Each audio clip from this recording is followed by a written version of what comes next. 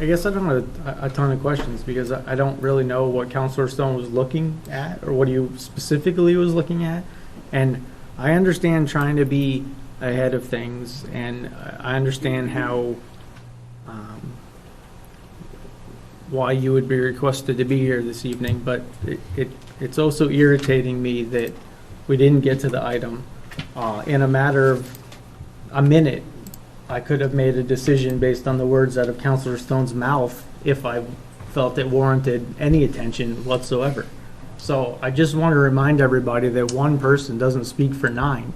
So I don't know what he's actually looking for. I'm very familiar with forensic audits. I've been involved in several nonprofit organizations who, when they change bookkeepers, people throw out that term.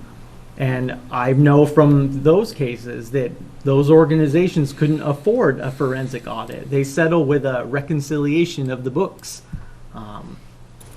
So I don't know, but I have a hard time even putting my head around spending money, even though Ms. Walters requests we do so, or narrowing anything down without knowing specifics. And I have a very hard time handing out food free out of my restaurant and explaining to senior citizens that how we spend their money and that we may be pissing it away in this. So without having an answer, I don't have a ton of questions for him.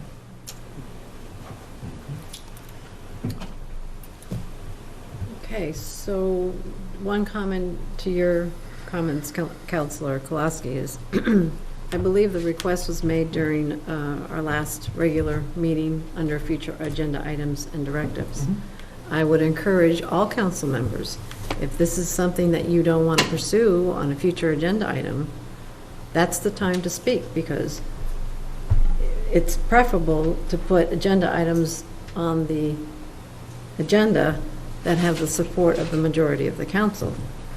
In this case, I think the term forensic audit, well, I don't want to speak for you, Councilor Stone, but I can speak for myself in that when it was stated a forensic audit, not being in the finance world, it's not my business. Mm-hmm.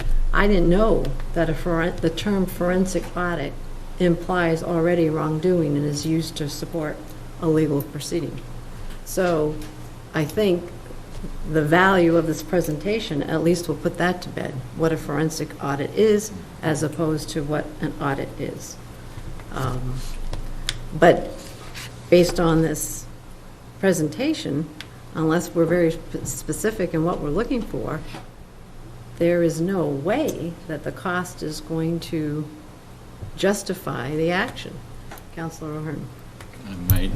I may be speaking out of line, but I was like, it was set for a discussion, and again, I don't know exactly what Councilor Stone was going for, but it was set for a discussion. Whether or not it was, he may have used the word forensic audit, could have turned out to be something else. We don't know, because we never got to that discussion.